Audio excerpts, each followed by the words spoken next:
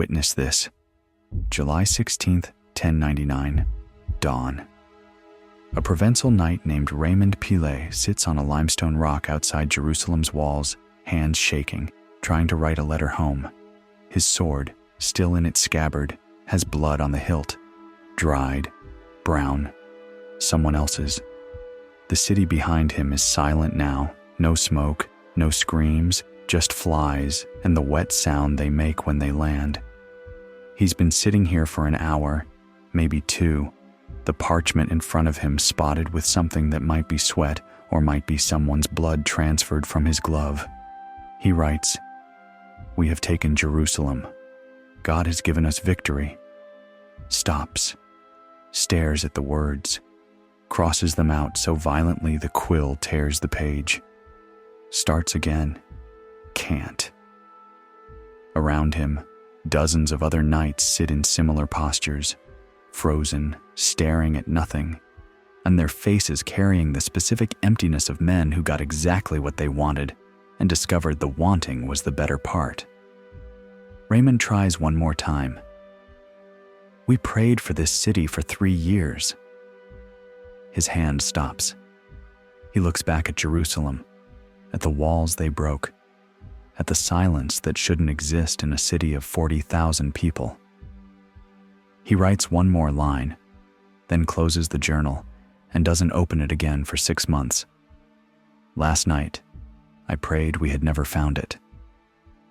They got everything they wanted, and it broke them." Before we dive into these forgotten stories of survival and suffering, if you enjoy the hidden truths of history, hit like, subscribe, and tell me in the comments where you're listening from. To understand why 12,000 veterans of the most brutal military campaign in medieval history reacted with shock to a siege they won, you have to understand what they expected victory to feel like. The First Crusade wasn't sold as a trial by horror. It was sold as a pilgrimage with swords, a quest where suffering purified you and the destination rewarded you. 3 years of walking toward salvation. 3 years of watching friends die and telling yourself it meant something because Jerusalem waited at the end. And Jerusalem, in every sermon, every letter, every promise, was described as the moment where it would all make sense, where the suffering would transform into glory, where you'd stand in the holiest city in Christendom and feel God's presence wash the trauma away. That's the marketing. Here's the product. Raymond Pilet, I age 31, literate, minor nobility from Provence, sitting in the aftermath unable to write the words liberation or triumph because the city he'd walked 2,000 miles to save looked like something between a slaughterhouse and a mass grave. This wasn't buyer's remorse. This was the moment the product reveal didn't match 3 years of advertising, and the gap between promise and reality was measured in bodies they'd made themselves. You've heard this story as noble warriors reclaiming Christ's tomb. That's not wrong, exactly.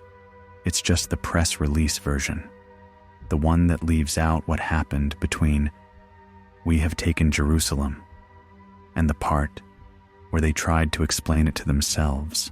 Because the siege of Jerusalem lasted 5 weeks, the assault lasted 1 day, and the killing lasted through the night and into the next morning. And when it stopped, not because anyone ordered it to stop, but because there weren't enough people left alive to sustain the momentum, the Crusaders who survived looked around and realized they'd done something. Their training and their faith and their 3 years of preparation hadn't equipped them to process. The shock wasn't the fall. The shock was the mirror. Raymond Pilet wasn't special. He wasn't a famous commander or a chronicler whose name echoes through history. He was exactly the kind of man crusade preachers wanted, devout enough to take the cross, practical enough to survive, ordinary enough to believe the promises without questioning them too hard. In 1096, he left his wife and 2 sons in Provence because a parish priest told him that capturing Jerusalem would wash away his sins and secure his family's future. He was a younger son with limited inheritance, decent with a sword, could read and write, had enough piety to feel guilty about normal sins, and enough ambition to want more than his birth entitled him to. The crusade offered him salvation and real estate in the same package. He took it, packed his kit, kissed his boys, and marched east with Raymond of Toulouse's contingent, believing he was walking toward the biggest spiritual promotion of his life. 3 years later, he couldn't remember why he'd believed any of it. The math of the First Crusade is simple. Roughly 100,000 people took the cross initially. By the time they reached Jerusalem, about 12 to 15,000 remained combat effective. That's an 85 to 90% casualty rate from desertion, disease, starvation, and violence. The People's Crusade, the opening act, saw 20,000 massacred in Anatolia before the main army even started moving. The siege of Antioch lasted 8 months, during which Crusaders ate their horses, then their leather, then, if the chronicles aren't exaggerating, things worse than leather. They marched through the Anatolian plateau in summer heat, wearing armor designed for European climates. They lost horses by the hundreds. They abandoned equipment by the ton. Men dropped from heat stroke and were left where they fell because nobody had the strength to carry them. Raymond Pilet's travel journal from 1096 reads like a tourist's diary. Saw Constantinople and walls beyond measure. If God gives us Jerusalem, perhaps I will bring my sons here. By 1099, his entries are 5 words long. Reached Ramla, buried Simon, feet worse. The optimism didn't gradually fade. It was ground out of him one dead friend at a time until the only thing keeping him moving was the sunk cost of everyone who hadn't made it this far. That's what stood outside Jerusalem on June 7th, 1099. Not pilgrims, survivors. And survivors don't negotiate. They demand payouts. Inside the city, Iftikhar ad-Dawla, Fatimid governor of Jerusalem, did the math and liked his odds. He had 1,000 trained soldiers, walls 40 to 50 feet high, 34 defensive towers, and 7 gates he could seal. The Crusaders arrived with no siege equipment, 1 contaminated water source, and the Egyptian relief army already assembling in Ascalon 2 to 3 weeks' march away. Iftikhar's strategy was elegant: seal the gates, poison the wells outside the walls, drive livestock inside, and wait. Summer in Judea, 95 degrees daily, 12,000 men with 1 pool to drink from. The sun would do 90% of the work. Egypt would finish it. He needed 18 days. On paper, he'd already won. But paper doesn't account for desperation. The first 2 weeks played out exactly as Iftikhar calculated. Crusaders collapsed from thirst. Horses died by the dozens. Scouts sent to find water returned with nothing, or didn't return at all. Men fought over spilled water. 1 got stabbed. Raymond of Aguilers, a chronicler traveling with the army, and wrote that soldiers sewed up the skins of dead animals to carry water 6 miles because the pool of Siloam had corpses floating in it, and they drank it anyway. This wasn't medieval warfare. This was siege economics. And the Crusaders were going bankrupt by the hour. Then they hit the second problem. Jerusalem's walls required siege towers, and Judea had no trees. The region had been deforested for centuries. No timber within 20 miles meant no towers, no rams, no way to assault walls that high without climbing ladders in full view of defenders who'd been preparing murder from elevated positions for weeks. The Romans under Titus had to ship timber from Lebanon just to besiege Jerusalem. The Crusaders couldn't ship anything. They could barely walk. The lords met in council, argued, and faced three options: assault with ladders and die quickly, starve the city and die slowly, or retreat and admit the last 3 years were for nothing. Politically, theologically, psychologically, they couldn't retreat. But they couldn't win either. They were trapped by their own commitment. And then, June 17th, 6, Genoese merchant ships arrived at Jaffa port 40 miles west carrying timber, rope, nails, and water, unplanned. The merchants had been heading to trade, heard rumors of the siege, and diverted to sell supplies at prices that emptied what was left of the Crusades' treasury. Tancred paid in plundered church silver. It took 8 days to transport the materials 40 miles because Muslim cavalry raided the convoy constantly and pack animals kept dying in the heat. But by June 25th, construction began. 2 massive siege towers 60 feet high, 1 battering ram, protective shelters. Gaston of Béarn, an engineer who'd survived previous sieges, supervised. 2,000 men worked under constant arrow fire from the walls. About 150 died during construction. They kept building. The towers weren't miracles. They were purchased, transported, and built by men who knew they'd probably die using them. That's the frame. 12,000 survivors, 5 weeks of dying by inches, and 2 wooden towers that barely qualified as functional. On July 13th, 1099, the towers were finished. Iftikhar recalculated. Relief army still 5 to 6 days out. His walls held. His troops were ready. The math still worked. He just needed to hold until July 20th. The Crusaders, for their part, he knew they had 1 assault left in them. If it failed, they'd die in the desert. If it succeeded, they'd finally get what 3 years of horror had purchased. Neither side understood that success and failure weren't the only outcomes available. There was a third option nobody had planned for, winning so completely, so violently, that the winners couldn't survive what winning required them to become. But that comes later. First, the Crusaders had to do something medieval armies rarely managed. They had to make desperation look like faith. On July 8th, 1 week before the assault, the entire army, barefoot and unarmed, processed around Jerusalem's walls in full view of the defenders. Priests carried relics, banners waved, hymns echoed off stone. Some defenders mocked them, some shot arrows. The Crusaders didn't break formation.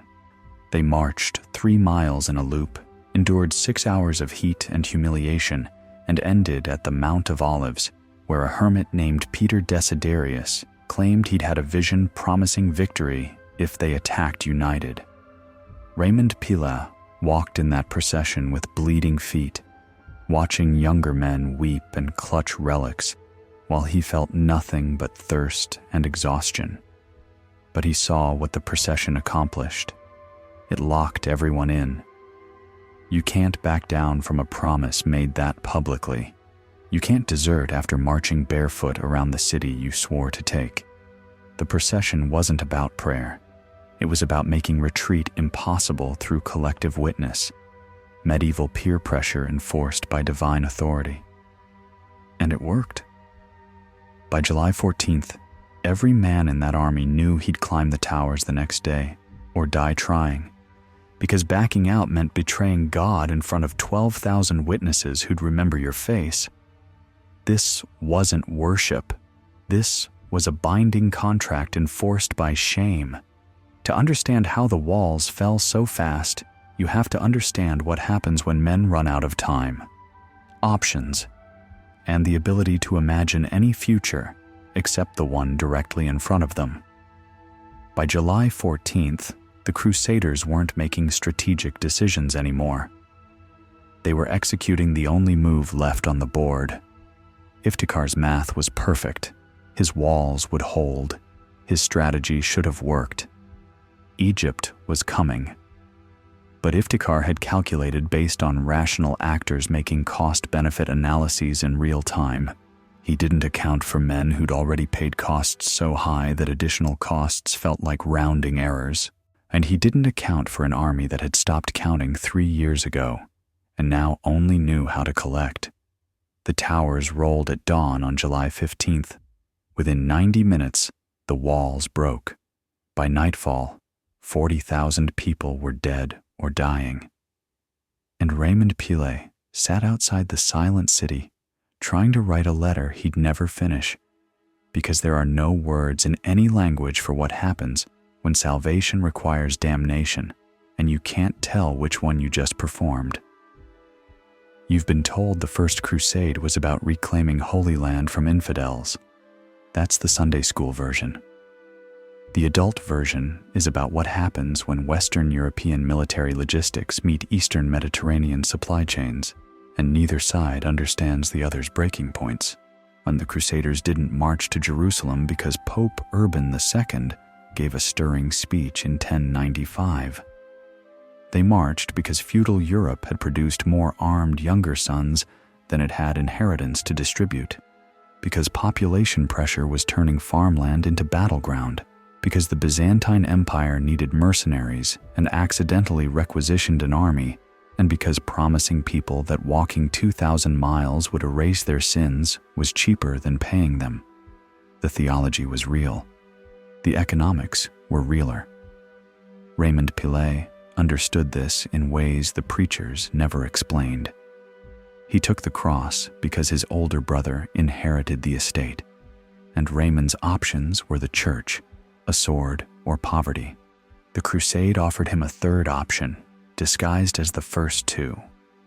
Fight your way to land ownership in the Levant under a banner that made dispossession look like liberation. This wasn't cynicism.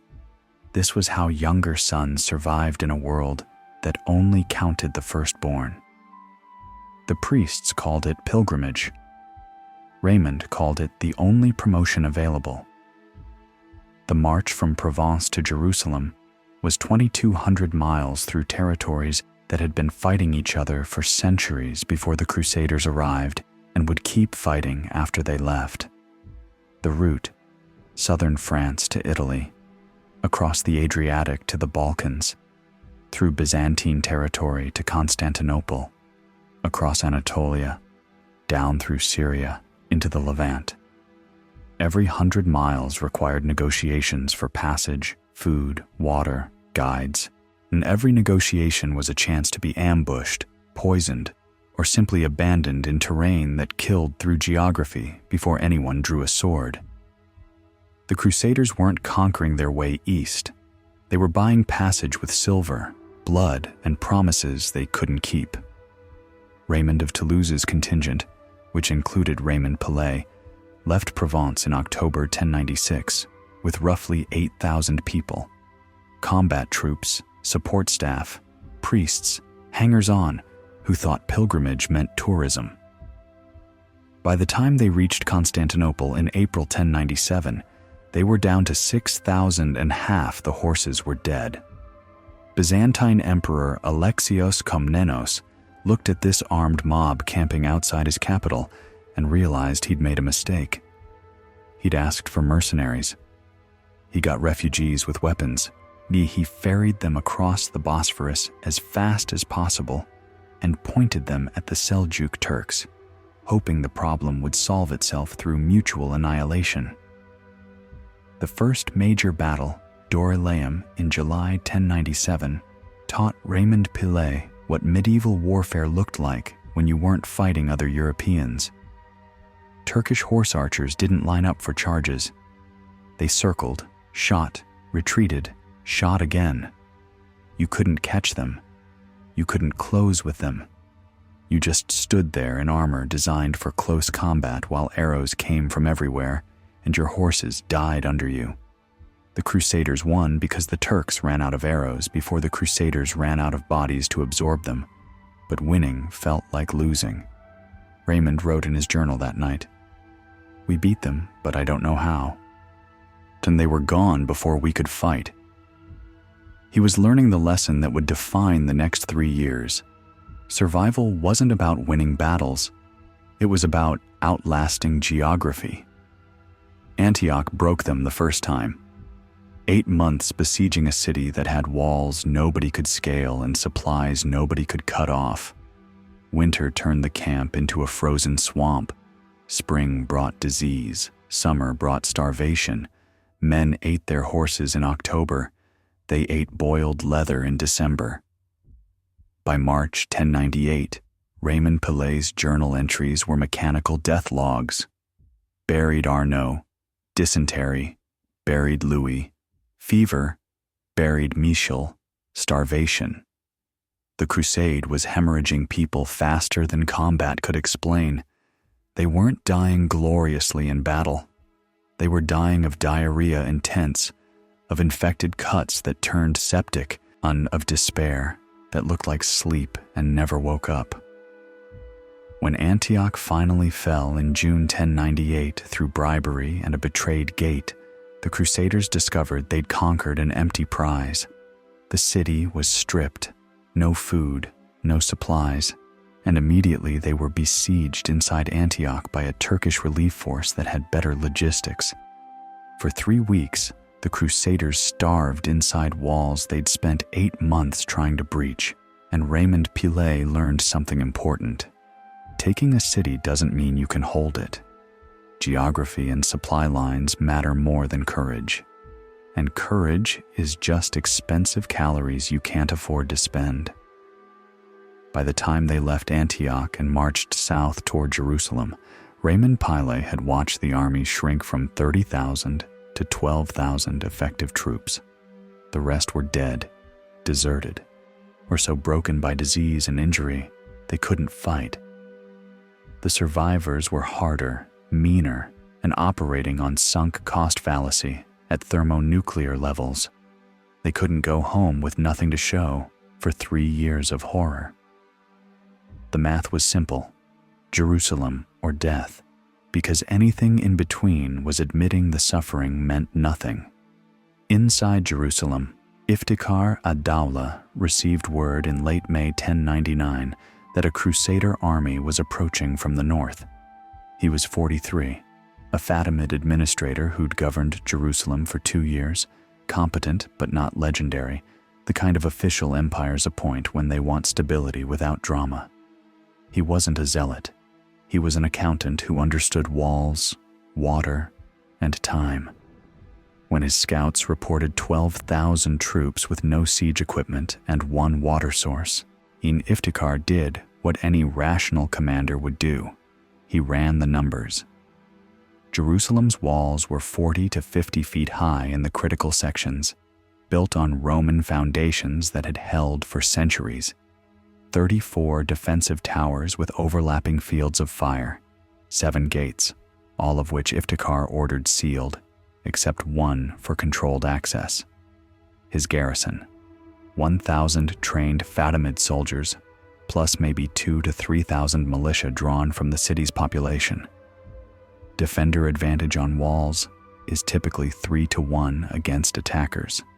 His math said he had defensive parity even if every Crusader attacked simultaneously, which they couldn't because siege warfare doesn't work that way. But his real advantage was water. The pool of Siloam outside the walls was contaminated and inadequate for 12,000 men. Every other water source within 6 miles, Iftikhar poisoned or sealed. He drove livestock inside the walls, stripped the surrounding countryside of anything edible, and settled in to wait. The Crusaders arrived June 7th. Iftikhar's scouts reported they were already rationing water. Summer temperatures in Judea, 90 to 95 degrees daily. A man in armor doing physical labor needs a gallon of water minimum per day. The Crusaders had maybe a tenth of that. The math was beautiful. They'd die of thirst before they built siege equipment, and even if they somehow built equipment, the Egyptian relief army under al-Afdal was already assembling in Ascalon, 2 to 3 weeks' march south. Iftikhar called his captains together 3 days after the Crusaders arrived and laid it out. "We hold 18 days. Egypt handles the rest. Don't waste arrows on men who are already dead." On paper, he'd won before the siege began. Medieval warfare ran on logistics, and Iftikhar controlled every variable. The Crusaders couldn't assault without towers. They couldn't build towers without timber. The nearest trees were in Lebanon, over 150 miles north through hostile territory.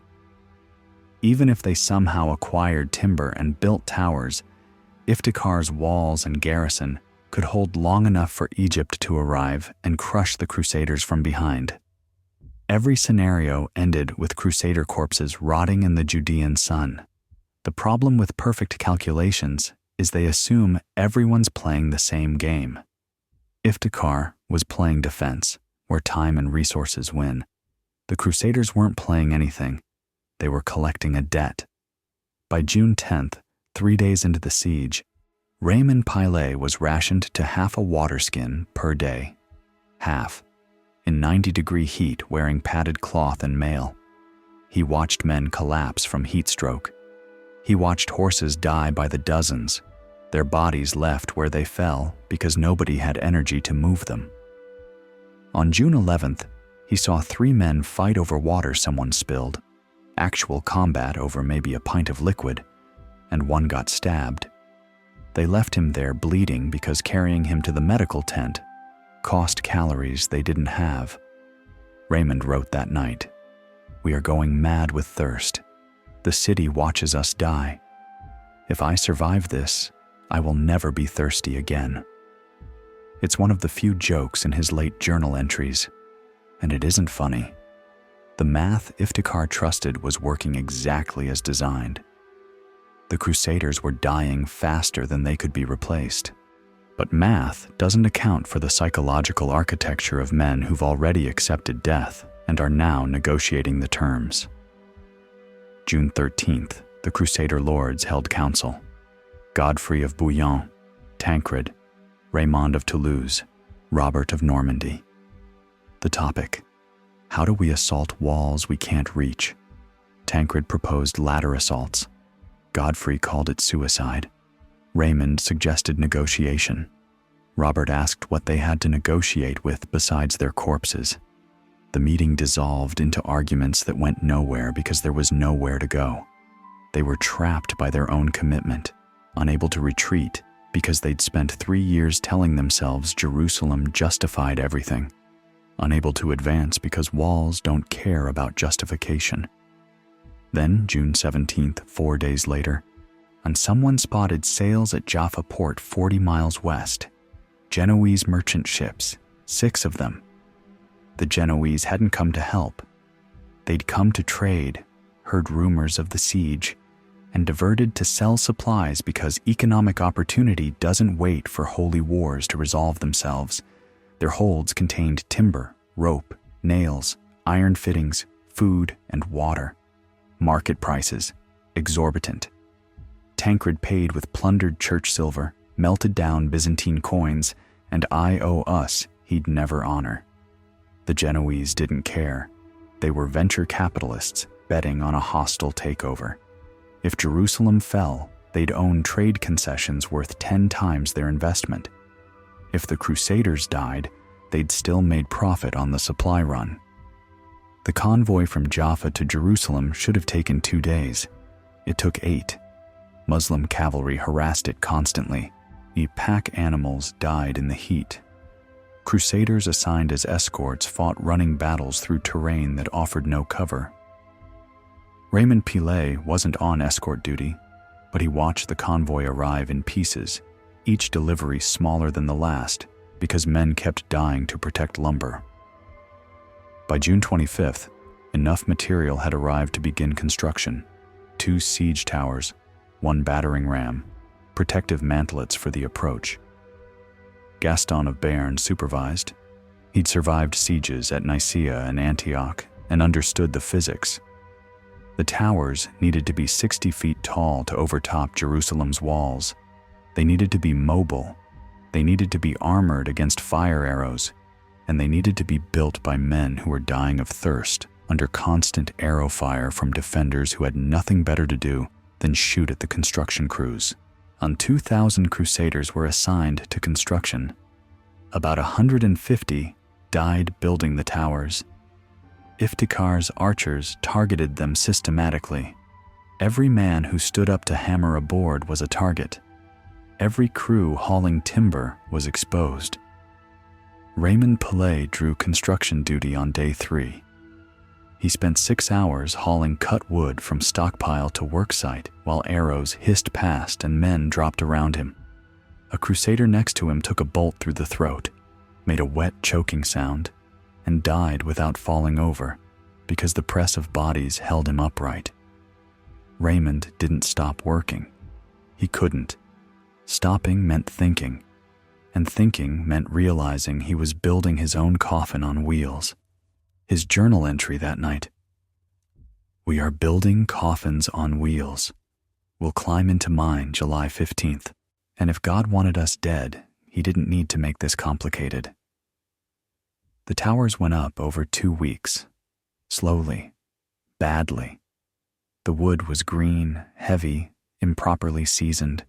The joints didn't fit well. The wheels were salvaged from carts and didn't match. These weren't professional siege engines. They were desperate improvisations held together by nails, prayer, and the absolute certainty that there was no other option. By July 13th, 2 days before the planned assault, both towers stood complete. Barely. They looked like they'd collapse if you breathed on them wrong. But they were 60 feet tall, covered in wet hides to resist fire, and topped with drawbridges that could drop onto Jerusalem's ramparts if they could get close enough. Iftikhar watched the construction from the walls and recalculated.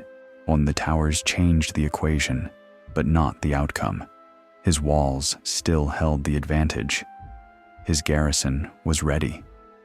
His archers had been practicing on the construction crews for 2 weeks. More importantly, the Egyptian relief force was now 4 days out, maybe 5. The Crusaders would assault July 15th. Egypt would arrive July 19th or 20th. Iftikhar needed to hold for 4 days after the assault. 4 days against exhausted, dehydrated troops attacking uphill into prepared defenses with improvised equipment. The math still worked. It was tighter than before, but it worked. The calculation was perfect. The logic was sound. Iftikhar ad-Dawla was a competent commander executing a rational defensive strategy with adequate resources against an inferior force. On paper, in war game simulations, in every historical parallel, he should have won. The problem with perfect calculations is they don't account for men who've stopped calculating. Iftikhar was managing resources. The Crusaders had become the resource. They'd spent themselves completely over 3 years, burned through every reserve, and now they were operating on fumes and spite. You can't negotiate with fumes. You can't outweight spite. And you absolutely cannot calculate what men will do when calculation becomes irrelevant. July 8th, the Crusaders made their final play before the assault. The entire army, maybe 11,000 effectives plus support staff, processed barefoot around Jerusalem's walls. No armor, no weapons, just priests, relics, banners, and hymns. They marched 3 miles in a circuit, taking 6 hours under the afternoon sun while defenders watched from the ramparts. Some defenders mocked them. Some shot arrows. The Crusaders didn't break formation. They completed the circuit, gathered at the Mount of Olives, and listened to a hermit named Peter Desiderius describe a vision he'd supposedly received promising divine victory if they attacked united. Raymond Pilet walked that procession with bleeding feet and empty faith. He was too tired to believe in visions, too thirsty to feel holy, too cynical to think prayers changed mathematics. But he watched the younger men around him weeping and clutching relics, and he understood what the procession accomplished. It wasn't about God. It was about locking everyone into the assault through public commitment. You march barefoot around the city you swore to take. You can't back out afterward without betraying the oath in front of everyone who watched you make it. The procession was a binding mechanism, medieval social contract enforcement through collective witness and divine threat. This wasn't worship. This was making retreat more terrifying than death. By July 14th, the night before the assault, every piece was in position. The towers stood ready, positioned under darkness to their assault points. The ladder teams had their assignments. The battering ram crew had practiced the approach. Priests moved through camp offering final confessions. The line for absolution was hours long. Raymond Pilet didn't bother. He'd stopped believing 3 years of horror could be absolved by anything except ending the horror, and ending it meant taking Jerusalem or dying in the attempt. He sat with a few other Provençal knights that night, men he'd known since leaving home, and they didn't talk about tomorrow. They talked about Marseille, about wine, about their families. One night, Simon said if they took the city, the first thing he'd do was drink from a clean fountain until he vomited. Another wanted to find the true cross. Raymond just wanted to sleep in a bed. They were all lying. What they wanted was to stop being afraid. They'd been afraid for 3 years straight, and fear that sustained becomes indistinguishable from rage. Iftikhar spent that same night walking his walls, checking positions, ensuring his garrison understood their sectors. His militia had families inside the walls, which meant they'd fight harder than mercenaries, but break faster if the walls were breached. His professional soldiers were solid, but outnumbered, and his strategy required perfect execution. Hold the walls at the tower contact points, prevent any foothold, kill enough Crusaders in the first hour that the remainder lose momentum. The Egyptian army was 3 days out now, maybe 2.5. He needed 1 good day of defensive fighting, just 1. Then Egypt would finish it. The calculation was still perfect, the math still worked. And on July 15th, 1099, at dawn, when the towers began rolling forward and the Crusader army charged behind them, screaming prayers and curses in languages Iftikhar couldn't distinguish, his defensive strategy executed exactly as planned. For the first hour, it was a perfect kill box. Crusaders died by the hundreds. The towers crawled forward at agonizing speed. Defender arrows fell like rain. Everything was working. And then the wind shifted. July 13th, 1099, 2 days before the assault. The Crusader lords gathered in Godfrey of Bouillon's tent to conduct the final count, and the numbers weren't good. On paper, the siege camp held 12,000 men. On the ground, factoring in casualties from construction, disease, desertion, and the men too dehydrated or sick to fight, maybe 8,000 to 9,000 could actually swing a sword when it mattered. This wasn't a comfortable margin. This was betting everything on one roll with half the dice missing. Godfrey stood over a crude map of Jerusalem scratched in dirt, moving stones to represent units. He was 39, tall, quietly competent, the kind of commander men followed because he didn't waste their lives on stupid gambles unless all the gambles were stupid. He assigned sectors. His tower would hit the north wall near the current Muslim quarter, a section that looked weaker in the stonework and had fewer defensive towers. Raymond of Toulouse would take his tower south toward the Zion Gate area, where the walls were stronger, but the approach was slightly less exposed. Tancred would lead ladder teams at multiple points along the eastern wall to divide the defense. Robert of Normandy would coordinate the ram against whichever gate seemed most promising once the towers made contact. The plan was simple because complicated plans fall apart under arrow fire. Hit the walls simultaneously at dawn, when defenders were tired from night watch. The towers would draw concentrated defensive attention, while ladder teams exploited gaps in coverage. Once either tower made contact with the ramparts and dropped its drawbridge, and the first man across needed to hold a foothold long enough for reinforcements to climb. If they could capture even 40 feet of wall and fight down to a gate mechanism, the flood of troops through the opened gate would overwhelm defenders faster than they could reposition. That was the plan. The reality underneath the plan was uglier. They had no reserve force. Every man would be committed to the assault because they didn't have enough bodies to hold anyone back. If the initial push failed, there was no second wave. If the towers were destroyed or couldn't make contact, there was no backup equipment. This was a single attempt proposition with no margin for error and no fallback position except dying in the desert. Godfrey looked around the tent at the other commanders and saw the same calculation on every face. This works or we're done. Tancred spoke up, his voice carrying the flat pragmatism of someone who'd run out of optimism months ago. What about morale? Half the men think we're cursed. The other half think we're already dead. Godfrey glanced at the tent entrance where priests were visible moving through camp. The clergy will handle morale. That's what we brought them for. It wasn't reassuring. It was accurate. The military command could position troops and coordinate timing, but getting 9,000 exhausted, dehydrated, traumatized men to charge walls they'd been staring at for 5 weeks required a different kind of engineering.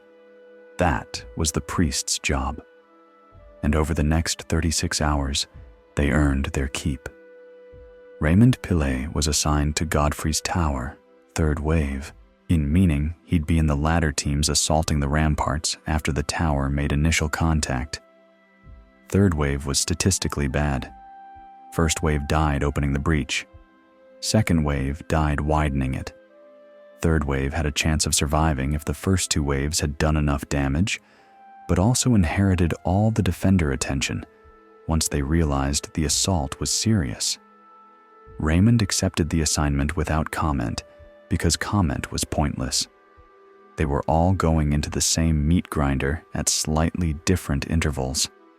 The order didn't matter much, but over the next day and a half, something shifted in the camp, and Raymond felt it before he understood it. The priests had begun moving through the ranks with a message that wasn't about salvation anymore. It was about debt. They'd been preaching sacrifice and devotion for 3 years, and now they preached collection. Every sermon, every conversation, every blessing before meals carried the same undertone. This city owes you. For 3 years of suffering, for every friend you buried, for every mile you walked, for the thirst, the hunger, the fear, the pain. Jerusalem owes you everything, and tomorrow you collect.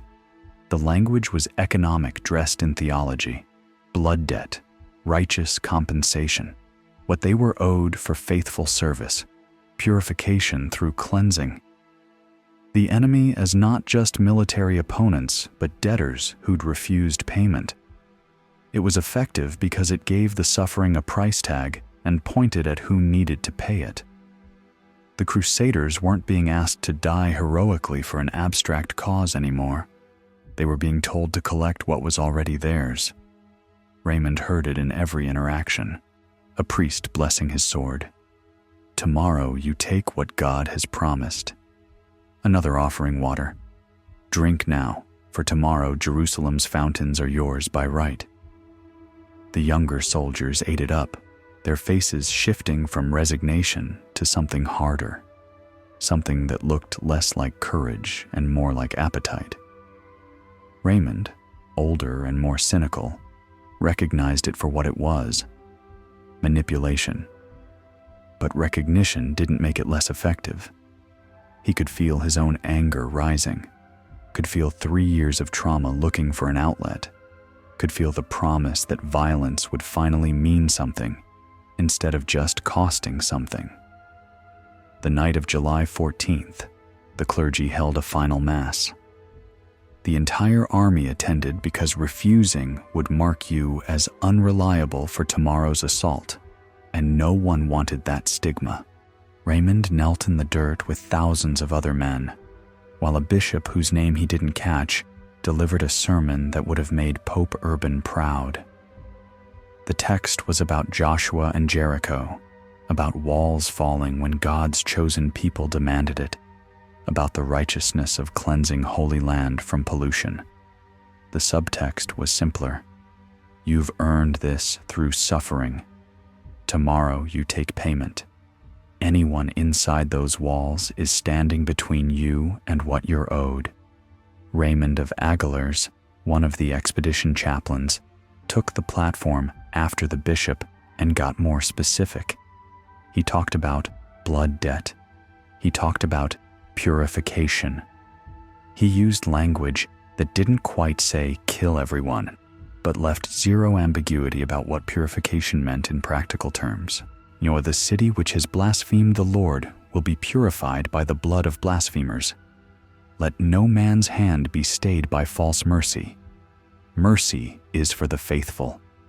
These are not faithful. These are the obstacle between you and God's promise.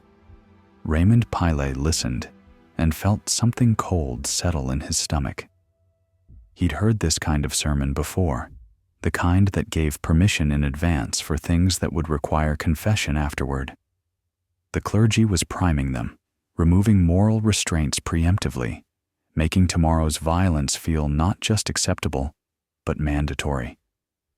It was permission structure disguised as divine command, and it was working. He could see it in the faces around him, the way younger knights were nodding, the way hands gripped sword hilts, the way exhaustion was transforming into something sharper. After the sermon, Raymond sat with his Provençal unit, about 15 men down from the 40 who'd left home. They didn't talk about the sermon. They talked about anything else. Simon, the one who joked about fountains, was sharpening his sword with methodical focus that suggested he was trying not to think. Gerard was writing a letter to his brother, probably the last one he'd send either way. Another knight, Michel, was praying quietly with his eyes closed, though Raymond suspected he was just trying to sleep sitting up.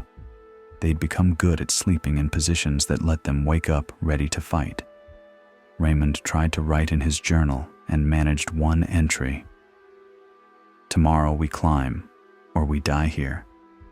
The priests say we're owed Jerusalem. I think Jerusalem doesn't care what we're owed. Walls don't negotiate. But we're past negotiation anyway. 3 years of horror has to mean something, or it means nothing. And nothing is worse than what we've become to get here. He didn't write the other thought, the one that had been growing since the sermon. They weren't climbing those towers as holy warriors tomorrow. They were climbing as creditors. And creditors don't show mercy. They collect. That's what the clergy had spent 36 hours programming them to do. Tomorrow wasn't going to be a battle in any traditional sense. It was going to be a collection action enforced at sword point, and collections get messy. Around midnight, Godfrey made rounds through the camp. He stopped at Raymond's position, spoke briefly with the unit, told them their sector assignment one more time. His tone was matter-of-fact, almost gentle. First hour will be bad, we know that. Defenders have the advantage until we reach the ramparts. Once we're on the walls, it's different. We're better in close quarters. We've been training for this for 3 years without knowing it. Every siege, every battle, every city we took. Tomorrow we use what we learned. One of the younger knights asked, "What if the towers don't reach the wall?" Godfrey looked at him for a moment. "Then we use ladders until the ladders work. There is no if, there's only how long it takes." It wasn't inspiring. It was true. And truth was more useful than inspiration at this point. They were past needing their spirits lifted. They needed to know the plan and trust that everyone else would execute their part. Godfrey's quiet certainty did more than any rousing speech could have. He wasn't promising victory, and he was promising that everyone would do their job. And if everyone did their job, the math would work. After Godfrey left, the camp settled into restless quiet. Some men slept, most didn't. Raymond lay on his back looking at stars and thinking about nothing in particular, because thinking about tomorrow required imagining scenarios he didn't want in his head.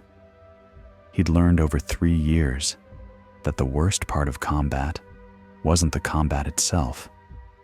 It was the hours before, when your imagination had time to run through every possible way you could die. Better to think about stars. Stars were distant and indifferent, and didn't care if you lived or died, which made them comforting in their own way. Around 3 a.m, movement started. Quiet commands passed through the camp, units forming up, equipment checks.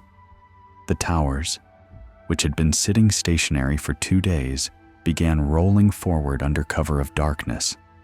The plan was to position them close enough to the walls that when dawn came, they'd only need to cover 50 to 75 feet of open ground instead of the full 200. Every foot saved was fewer casualties in the approach. The towers moved slowly, their wheels creaking despite efforts to muffle them, pushed by crews who knew they were the most exposed men in the entire operation. Defender torches on the walls tracked their movement, but arrow fire was sporadic. Iftikhar was saving his ammunition for when it mattered. Raymond's unit moved into position behind Godfrey's tower around 4 a.m. They could see the wall now, 45 feet of limestone with crenellations at the top and defenders moving behind them. Torches every 50 feet. The city silent behind the walls except for occasional shouts as guards changed positions. Raymond counted towers, 7 between their position and the nearest corner. Each tower held maybe 15 to 20 defenders. Call it 150 men in their assault sector, against maybe 2,000 Crusaders in Godfrey's wing. The math favored the attackers if they could get to the walls, but getting there meant crossing 75 feet of kill zone, where defenders had every advantage. Tancred appeared out of the darkness, moving between units, checking readiness. He stopped at Raymond's position, looked them over, seemed satisfied. He was younger than most of the commanders, maybe 30, known for being reckless in a calculated way. Once the tower makes contact, we need 20 men on the ramparts within 5 minutes or they'll push us back. Tower team goes first, ladder team's right behind. Don't wait for the man in front of you. If he falls, you climb over him. Understood?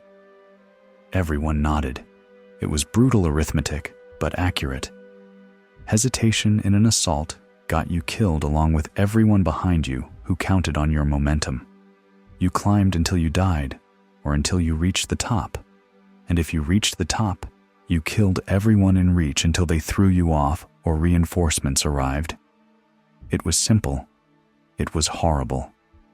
It was the only way assault combat worked. Tancred moved on to the next unit. Raymond checked his equipment one more time. Sword loose in scabbard, dagger on belt, shield strapped to back for the climb, armor as tight as he could get it without restricting movement.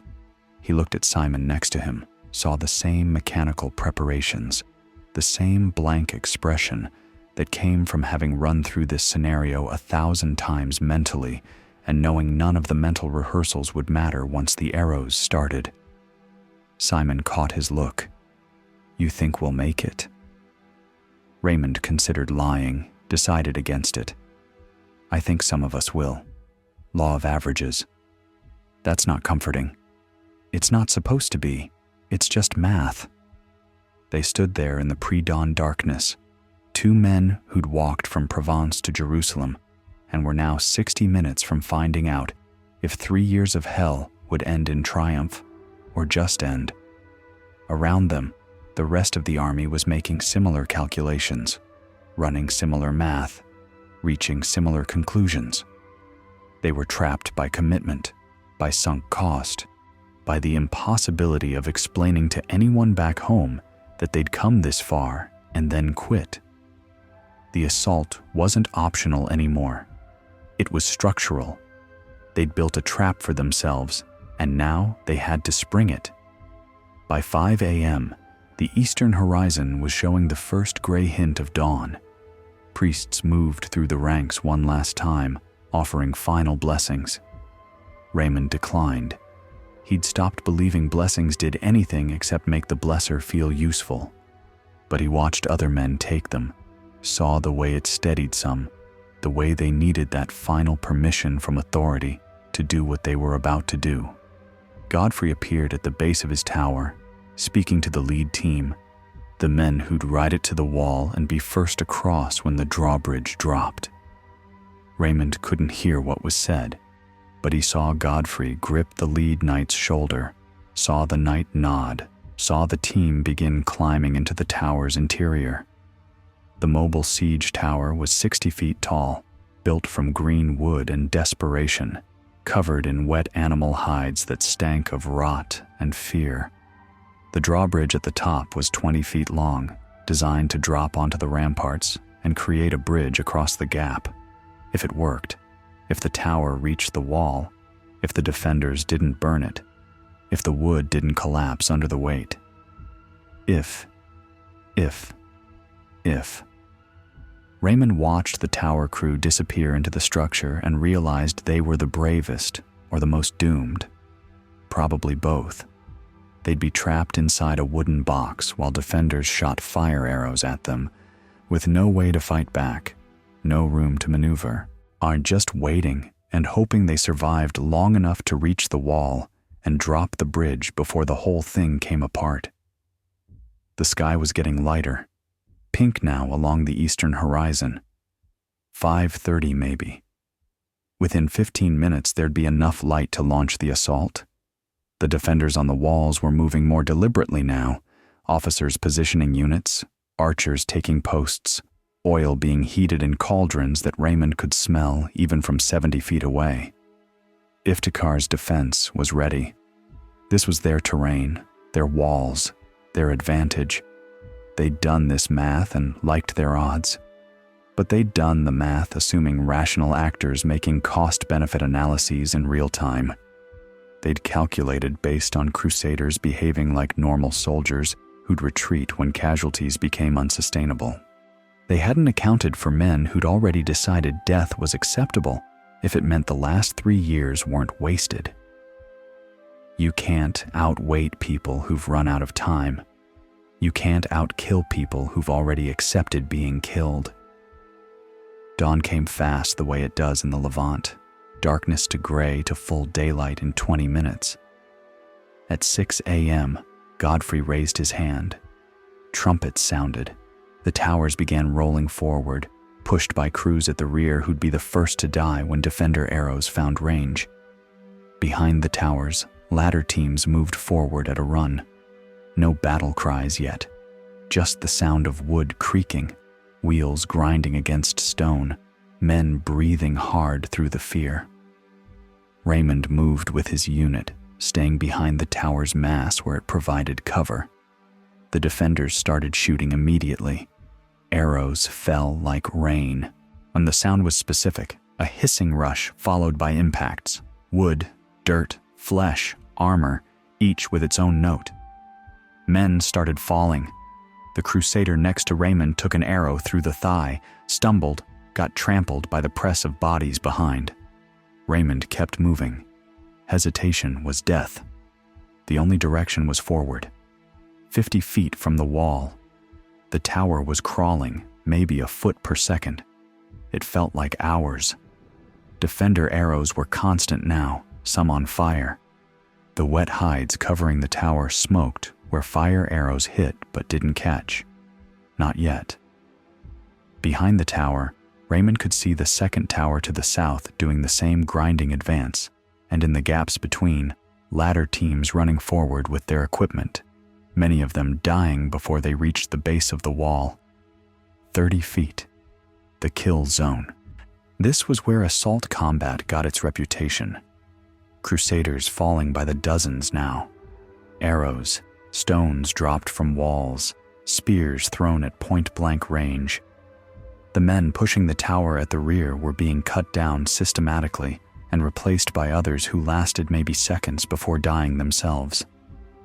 The tower kept moving because stopping meant everyone died, so forward motion became survival instinct expressed as collective action. 20 feet. Raymond could see individual defenders now.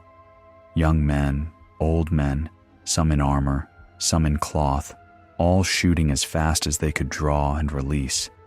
Professional garrison troops mixed with militia, farmers who'd taken up boughs because their families were inside the walls behind them.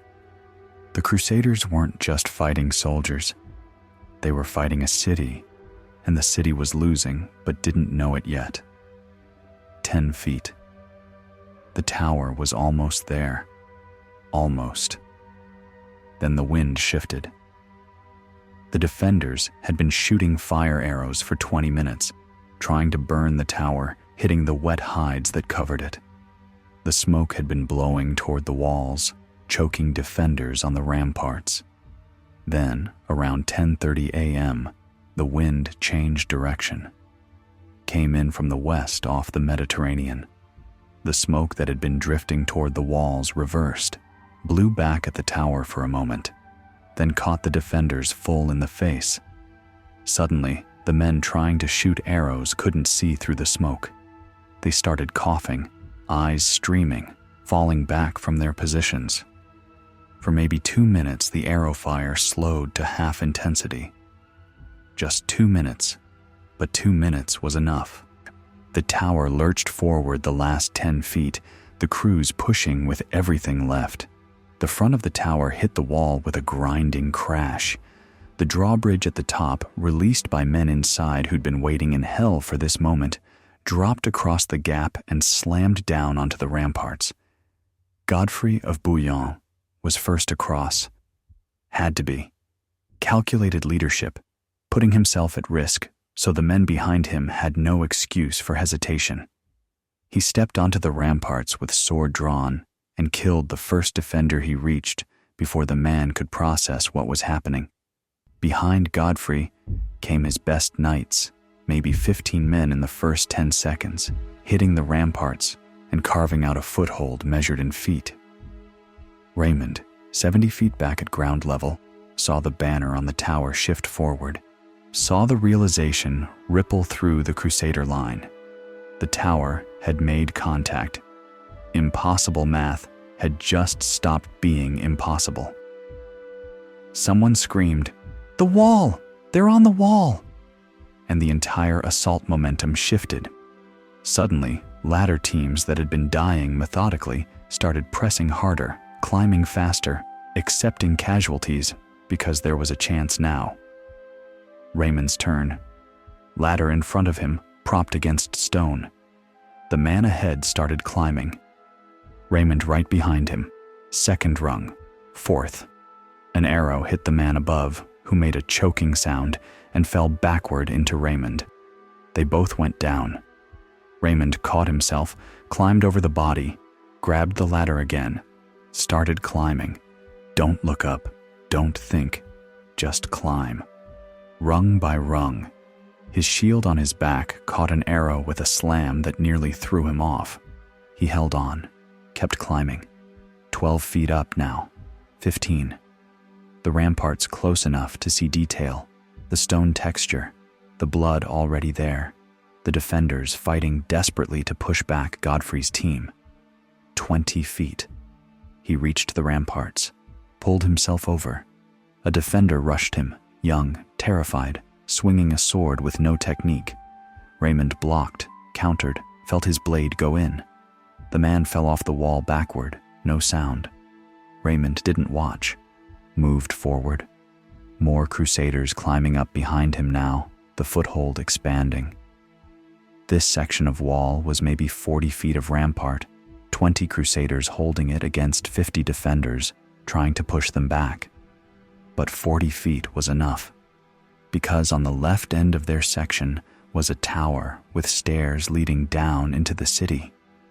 If they could fight to that tower, fight down the stairs, or reach the gate mechanism at the Damascus gate 100 yards away, they could open it from inside. And once the gate opened, 4,000 Crusaders waiting outside would flood through. Godfrey saw it too. Started pushing left along the rampart toward the tower, killing anyone in his path. Raymond fell in behind him with what was left of his unit. The defenders understood the implication and threw everything at them. Hand-to-hand combat on a 12-foot wide rampart, no room to maneuver, just brutal close-quarters killing. Raymond fought with empty mind, pure reaction, the way you do when thinking would freeze you. They reached the tower. Godfrey led the way down, the stairs narrow enough that only 2 men could fight side by side. Down 2 flights, ground level. The streets of Jerusalem visible now, packed with civilians running, screaming, trying to flee the breach. Crusaders pouring down behind Godfrey's team. Someone pointed toward the Damascus gate, 200 yards through city streets. They ran. Defenders tried to stop them, formed a line across the street. Godfrey's team hit them like a battering ram. The line broke. The Crusaders kept going. Raymond running on pure adrenaline now, no thought, just forward motion. They reached the gate. The mechanism was guarded by maybe 30 garrison troops, professional soldiers who knew what was coming and fought accordingly. The fight at the gate took 5 minutes of condensed violence, Crusaders pressing through sheer numbers. The garrison troops died to the last man, buying time for people in the city to flee, knowing they wouldn't be fleeing anywhere themselves. The gate opened, and Jerusalem fell. And the Damascus gate swung open at approximately 11 a.m., July 15th, 1099. The sound it made was specific. Iron hinges that hadn't been oiled in weeks, wood grinding against stone, and underneath that, the moment when 4,000 Crusaders waiting outside realized the impossible had just happened. They'd expected days of grinding combat. They'd gotten 90 minutes. The math had broken. The walls had held for centuries, survived Roman sieges, Byzantine attacks, Arab conquests. Held for everyone. Failed for them.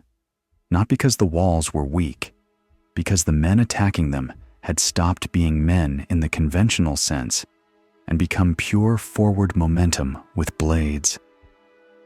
The first Crusaders through the gate were cavalry, maybe 200 mounted knights who'd been held in reserve for exactly this moment. They hit the street at full gallop, lances down, and the sound of hooves on stone echoed off walls like drum beats. Behind them came infantry, a flood of bodies pouring through an opening that was only wide enough for 6 men abreast, so they packed in, pushed through, spilled into Jerusalem's streets with 3 years of trauma looking for an outlet. Raymond Pilet was in that flood. He'd made it down from the ramparts, fought to the gate, and now he was being carried forward by pure crowd momentum, his feet barely touching ground. The man in front of him was screaming something in German. The man behind was praying in Latin. Raymond wasn't making any sound at all. His sword was drawn. He couldn't remember drawing it. His shield was gone. He couldn't remember dropping it. He was operating on autopilot, his body doing things his mind had stopped supervising. The streets of Jerusalem were narrow, 12 to 15 feet wide in most places, designed for foot traffic and pack animals, not for armies. The Crusaders filled them completely, a human river flowing into the city. The first resistance came 50 yards from the gate, a barricade, hasty, made from carts and furniture and anything people could drag into the street when they heard the walls had fallen. Behind it, maybe 40 or 50 defenders, mixture of garrison troops and militia, and behind them civilians running, trying to flee deeper into the city. The cavalry hit the barricade at speed, and it came apart like kindling. The defenders tried to hold, fought with desperate efficiency, killed maybe a dozen Crusaders in the first 30 seconds. Then the numbers caught up with them. For every defender, there were 10 Crusaders, and the math of that kind of disparity is ugly. The defenders died where they stood because there was nowhere to retreat to. The Crusaders climbed over their bodies and kept moving. Raymond reached the barricade, saw a defender on the ground, wounded, trying to crawl away. A Crusader cavalry soldier leaned down from his horse and drove a lance through the man's back, almost casually, the way you'd spear a fish. Kept riding. Raymond stepped over the body and kept moving, because stopping would mean getting trampled by the men behind him. The momentum was carrying everyone now. Individual choice had been suspended. You moved with the crowd, or you died under it. The organized defense lasted about 2 hours. In 2 hours of Iftikhar ad-Dawla trying to do what he'd been trained to do: manage a fighting retreat, establish fallback positions, trade space for time while Egypt marched to relieve him. His garrison troops were professionals. They understood the mission. Fall back to defendable choke points, hold long enough to let civilians escape toward the southern end of the city, regroup at the Tower of David where the walls were thickest. It was textbook defensive doctrine. It should have worked, but doctrine assumes your opponent is playing by the same rules. The Crusaders weren't playing. They were collecting. Raymond's unit, what was left of it, pushed east into the city following the main Crusader thrust. The streets were chaos, defenders trying to form lines, Crusaders breaking them, civilians running in every direction, some carrying children, some carrying possessions, most just running. Buildings burning already, though Raymond couldn't remember seeing anyone set fires. Maybe defenders had torched supply depots to deny them to the enemy. Maybe it was accident. Maybe someone was making a point. He didn't know. He just knew smoke was filling the streets and making everything harder to see. They hit another defensive position at a major intersection, this one better prepared.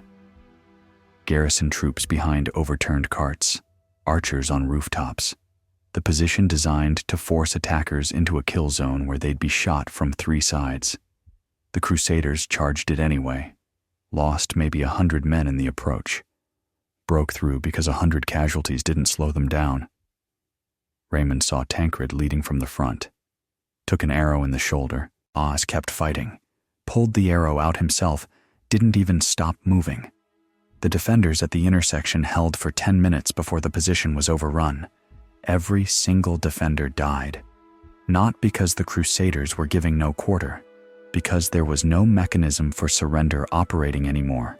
The assault had transformed into something else. This wasn't battle. This was pressure release after 3 years of containing rage, fear, and desperation. By 1 p.m., organized resistance had collapsed.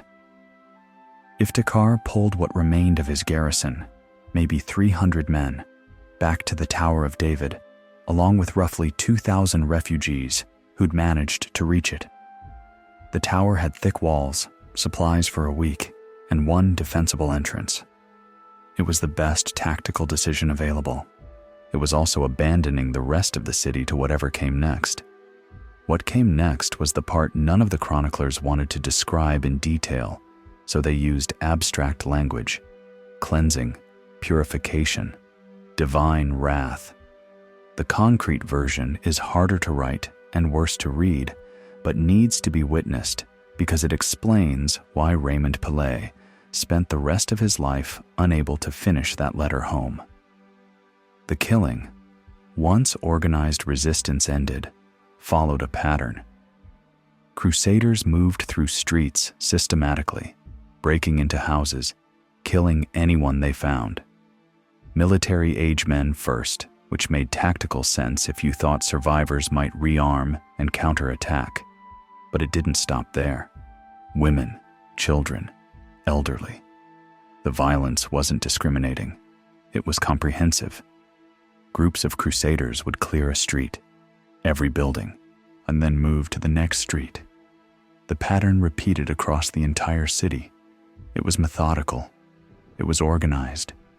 It was mass murder with the efficiency of people who'd stopped thinking of targets as people. Raymond ended up in the Armenian Quarter by accident, carried there by crowd flow. He watched a group of Crusaders break down a door, drag a family into the street, kill them systematically. Father first, mother screaming, children trying to run. None of them made it 10 feet.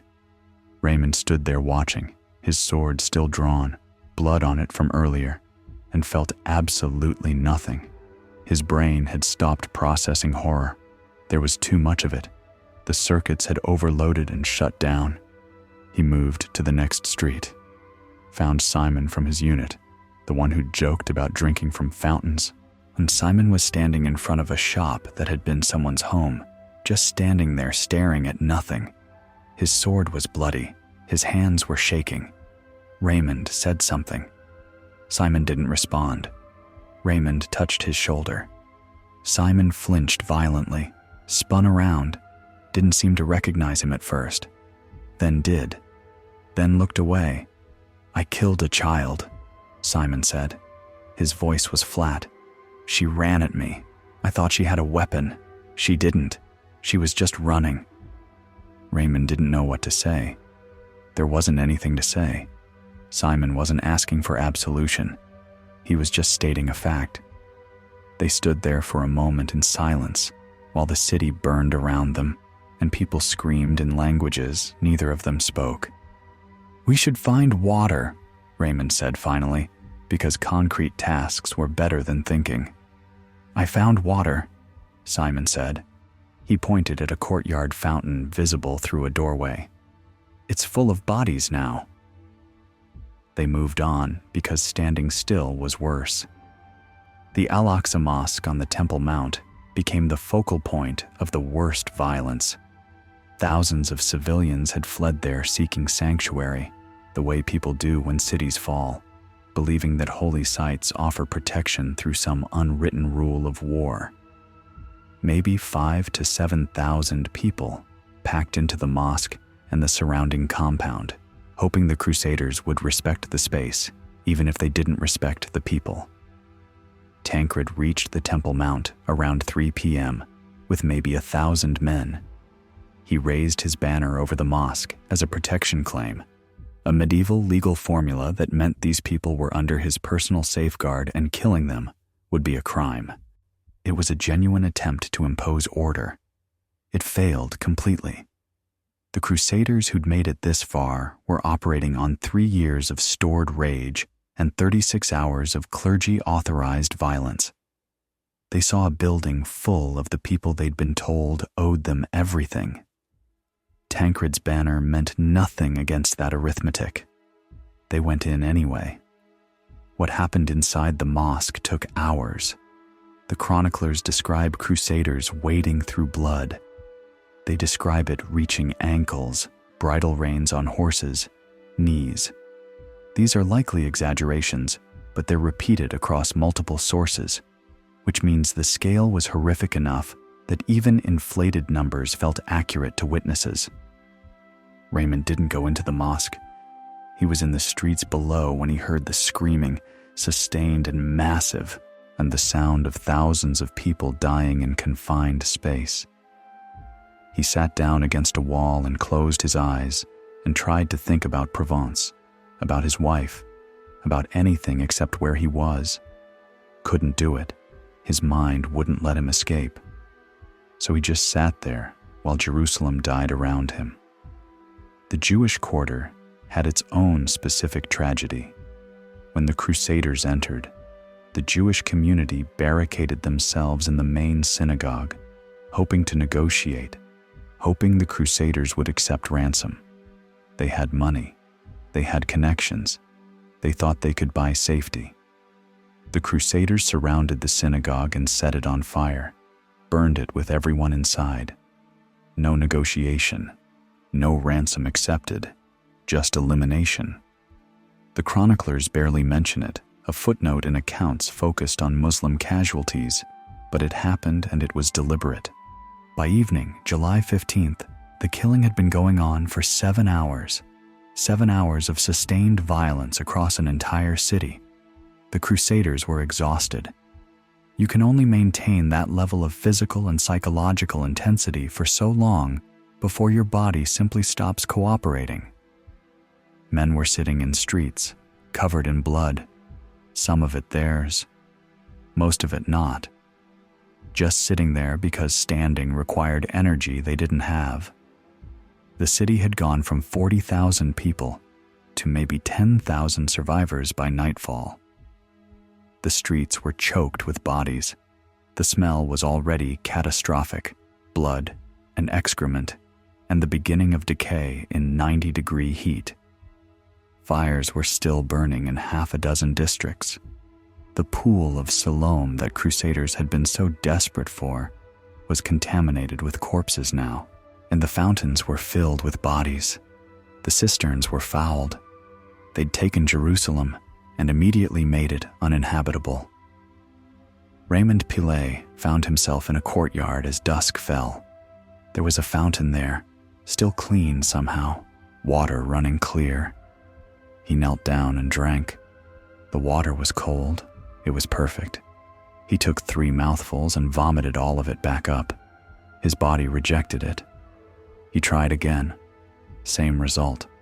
Sat there next to the fountain he'd dreamed about for weeks, unable to keep water down, and started laughing. Not because anything was funny, because his brain had run out of appropriate responses and landed on this one. Godfrey of Bouillon spent the evening trying to impose order, getting units to stop killing and start securing positions, organizing guard rotations, and sending scouts to confirm the Egyptian relief force's position. He was trying to transition from assault mode to occupation mode. It wasn't working. His authority had dissolved in the chaos. Men who'd obeyed orders for 3 years weren't listening anymore. They'd been released and hadn't been reined back in yet. It would take until morning before discipline reasserted itself, and by morning, the damage was complete. Iftikhar ad-Dawla in the Tower of David could hear the city dying. He had maybe 300 soldiers left and 2,000 terrified refugees, mostly women and children. His calculation was done. He'd held as long as possible. The relief force was still 2 days out. He had 1 card left to play: negotiation. Around midnight, he sent a messenger to Raymond of Toulouse, whose forces were besieging the tower, on offering surrender. His terms: safe passage to Ascalon for him and his garrison.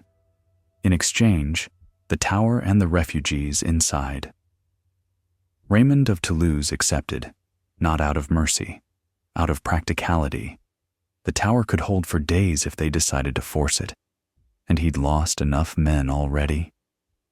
The deal was struck. July 16th, dawn. Iftikhar and his 300 soldiers marched out of Jerusalem with their weapons and their lives. They were the only garrison members who survived the fall. Behind them in the tower were 2,000 refugees who'd been promised protection as part of the surrender terms. Iftikhar made it 50 yards before he realized Raymond of Toulouse's protection wasn't worth anything. Crusaders fell on the refugee column anyway, killing most of them despite the negotiated safe conduct.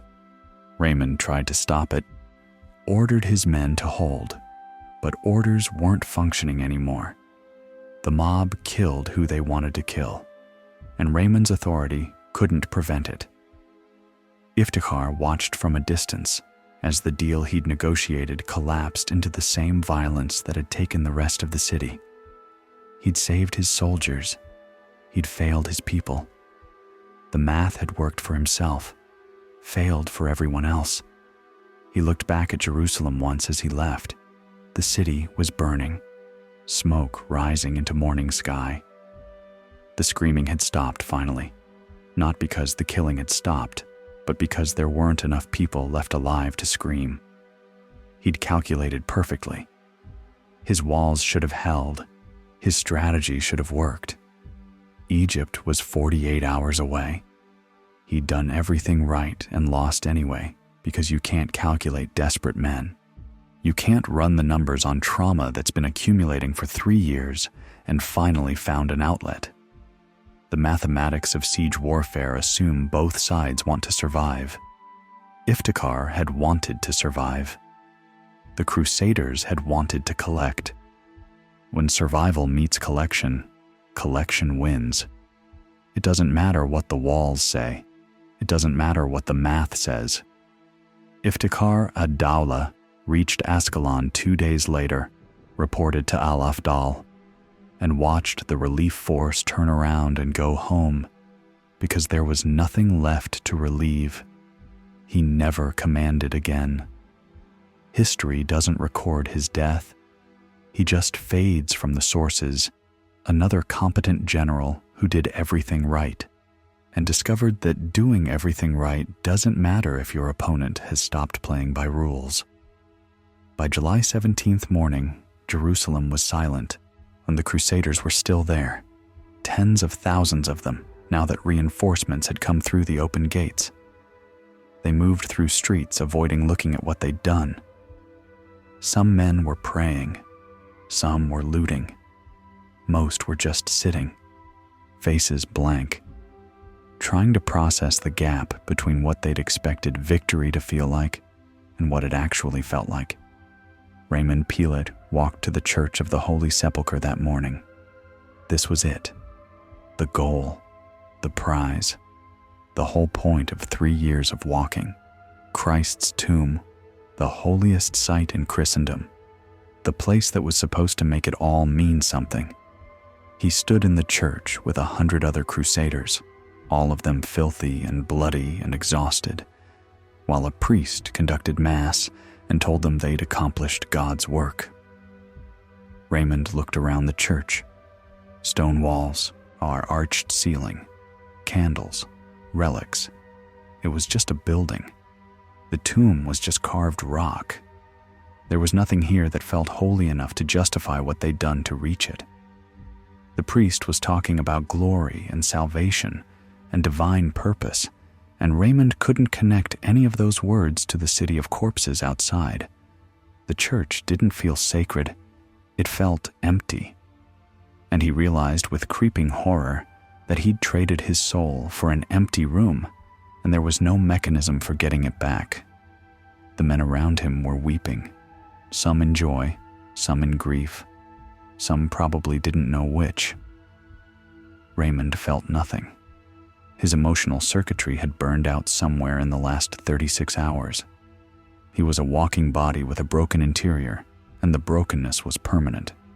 He could feel it settling into place like scar tissue, or the knowledge that he'd become something he couldn't unbecome. He left the church and found that fountain again, the clean one in the courtyard. Tried to drink. This time managed to keep the water down. Small victory. He sat there next to the fountain and tried to write. Started the letter to his wife again. We have taken Jerusalem. Stopped, stared at those words. Remembered what taking had required. Closed the journal and didn't open it again for 6 months. They'd gotten everything they wanted. The walls had fallen. The city was theirs.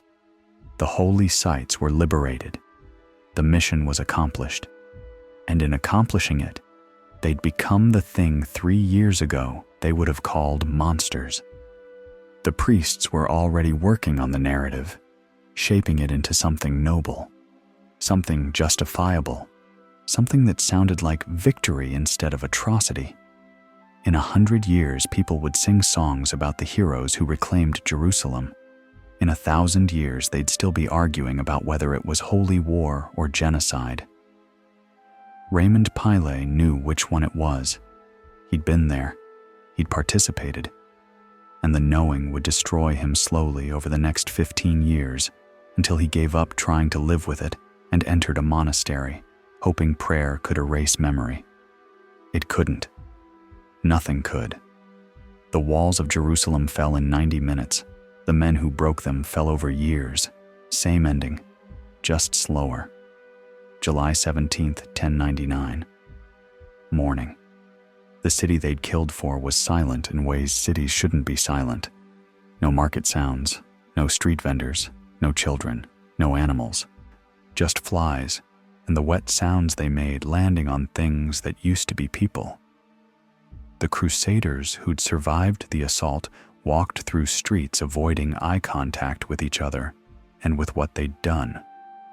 Some were praying, some were looting.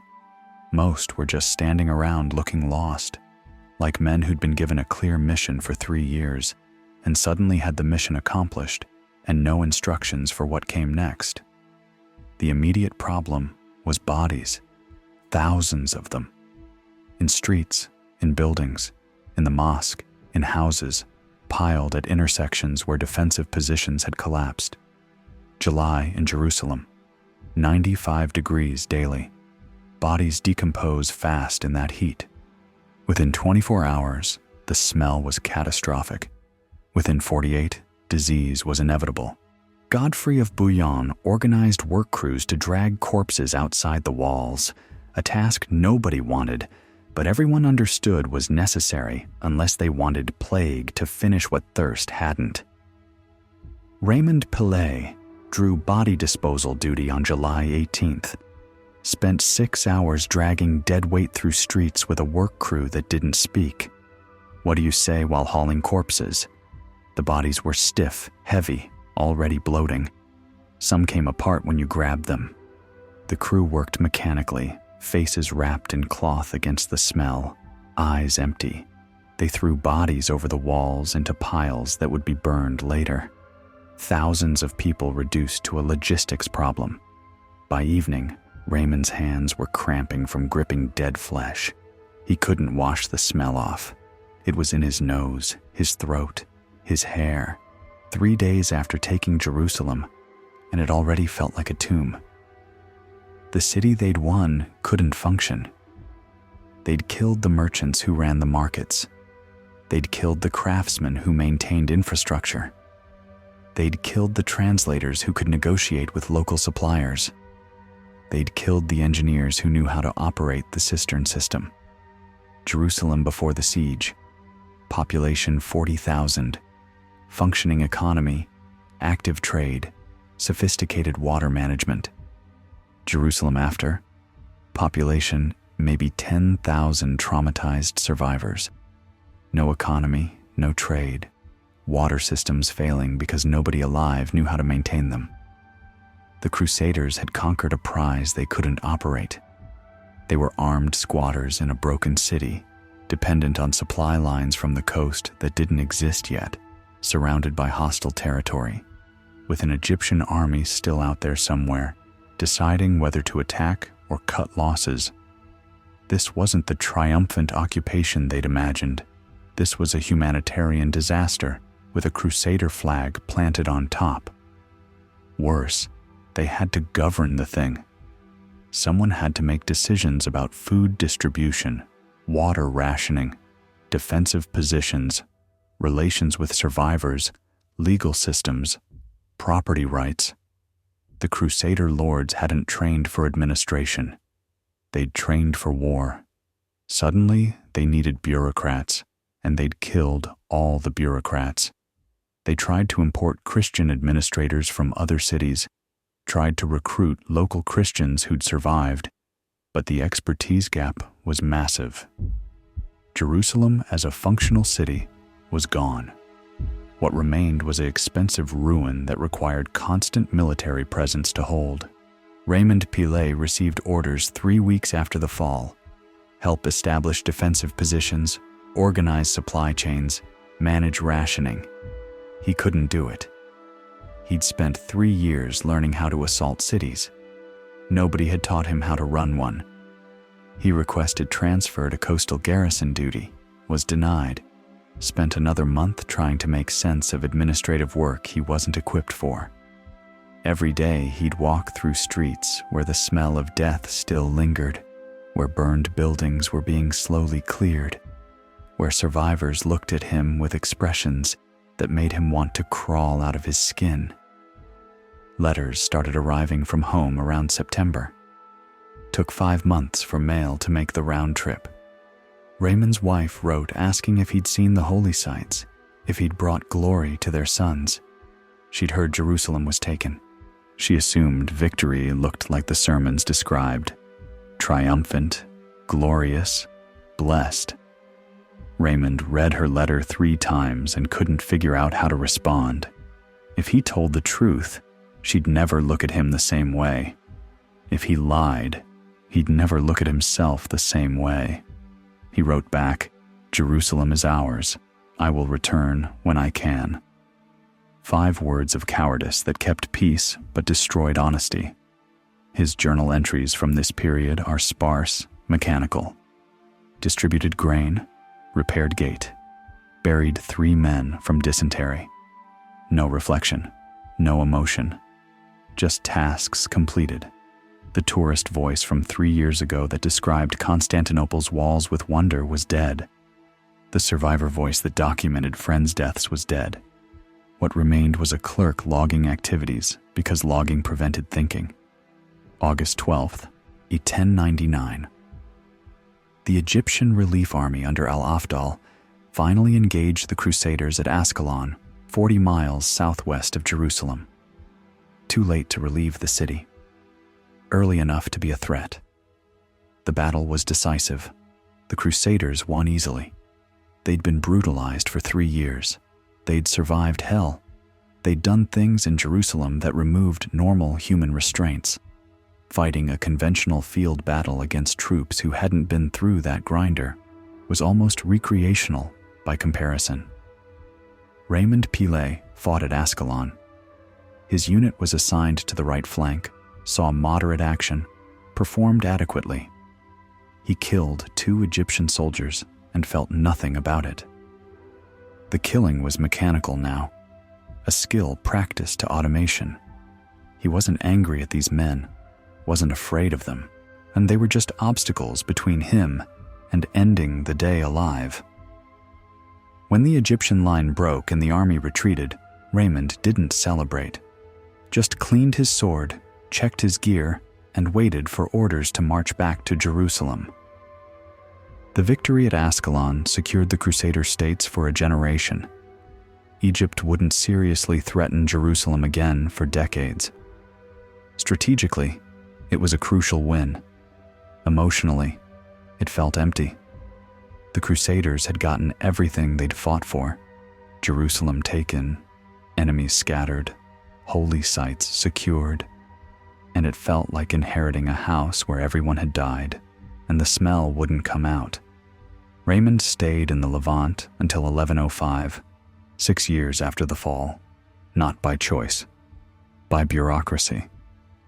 The Crusader states needed bodies, needed soldiers, needed anyone who'd survived the initial campaign, because new recruits from Europe kept dying of disease before they could be useful.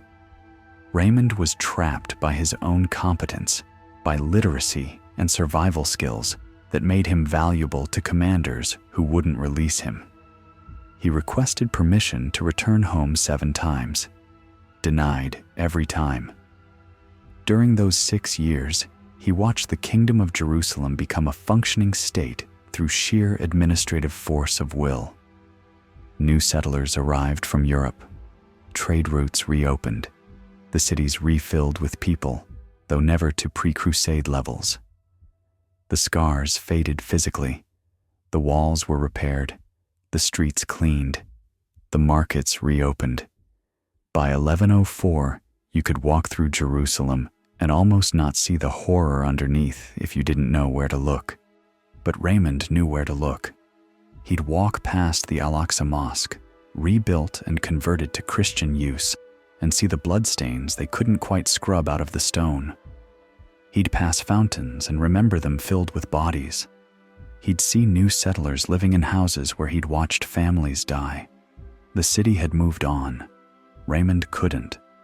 1105, he finally received permission to leave, boarded a ship at Jaffa, sailed to Italy, walked back to Provence.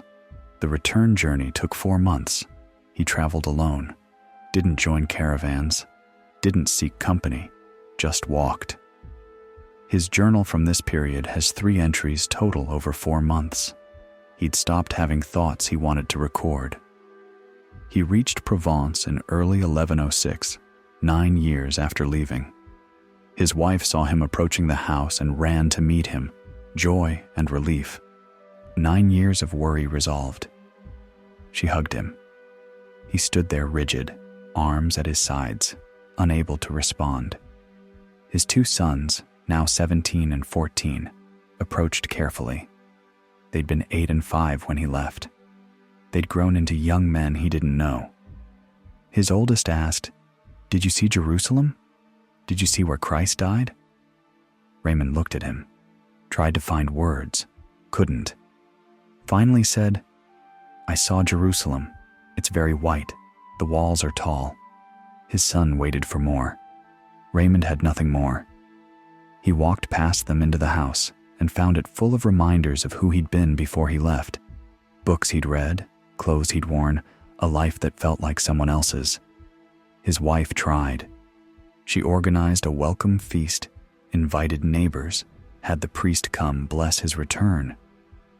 Raymond sat through it, answered questions mechanically. Yes, Jerusalem was liberated. Yes, it was hard. Yes, God was good. No, he didn't want to talk about details. People asked about battles, and he described troop movements, logistics, terrain. Never the actual violence, never what it felt like. When they asked if he'd earned glory, he said he'd done his duty and changed the subject. Within 3 months, his wife stopped trying to reach him. He wasn't cruel. He wasn't angry. He was just absent, his body present, but his mind somewhere else. He'd wake at night screaming things she couldn't understand. He'd go days without speaking. He couldn't be intimate, couldn't be affectionate, couldn't connect. The man who'd left 9 years ago hadn't come back. This was someone else wearing his face. His sons learned to avoid him. His youngest tried once. and asked him to teach him sword work like the Knights of Jerusalem used. Raymond agreed, took the boy to the practice yard, started showing him basic forms. 30 minutes in, the boy made a mistake, left himself open. Raymond's training instinct kicked in. He hit the boy harder than he meant to, a reflex from combat training where mistakes got you killed. The boy fell, started crying. Raymond looked at what he'd done, dropped the practice sword, and walked away. Never trained the boy again. 1110, 4 years after returning, Raymond entered a monastery. Told his wife it was temporary, for spiritual reasons. She knew better. He was fleeing what he'd become, hoping God could fix what Jerusalem had broken. The monastery accepted him. They had a scriptorium. Raymond could read and write. They put him to work, copying manuscripts. And for 10 years, Raymond Pilet copied Psalms and Gospels, the repetitive work of a medieval monk trying to manually replace memories with sacred text. His hand formed letters. His eyes followed lines. His mind tried to focus on anything except where it kept returning. He copied Psalm 51, "Wash me, and I shall be whiter than snow." Got to that line and stopped. Thought about the fountain in Jerusalem, the clean one, how he couldn't keep the water down. Closed the manuscript, went to the abbot, asked for different texts to copy. Never finished Psalm 51. 1120, Raymond Pilet died in the monastery. He was 55. The brothers found him in the scriptorium, slumped over a partially copied Gospel of Matthew. No indication of illness, no trauma. He'd just stopped. The physicians called it heart failure. His final letter, an unfinished, found in his cell. "I saw Jerusalem. I cannot tell you what we did there. I will not tell you. Pray for my soul, if God still listens to men like me." He was buried in an unmarked grave in the monastery cemetery. No monument, no inscription. His wife attended the funeral with their sons. She'd remarried by then, a practical arrangement after Raymond had effectively abandoned them for the monastery. His sons were grown, had their own lives. They stood at the grave and didn't cry because they were mourning a stranger. The father who'd raised them for their first 8 and 5 years had died in Jerusalem. This was just the body catching up. History doesn't mention Raymond Pilet except in fragment. A letter here, a witness account there. Minor knight, no great deeds, survived when thousands didn't. And the chroniclers who shaped the First Crusade's narrative focused on leaders: Godfrey, Tancred, Raymond of Toulouse. They wrote about strategy and glory and divine providence. They described the fall of Jerusalem as triumph. They mentioned the massacre in language so abstract it sounded like weather, cleansing, purification, God's wrath. They didn't write about men like Raymond Pilet, who came home broken and spent 15 years trying to put themselves back together and failed. The official story, the one that got repeated for centuries, was simple. Faithful warriors reclaimed the Holy Land from infidels through courage and devotion. Jerusalem fell because God willed it. The violence was righteous.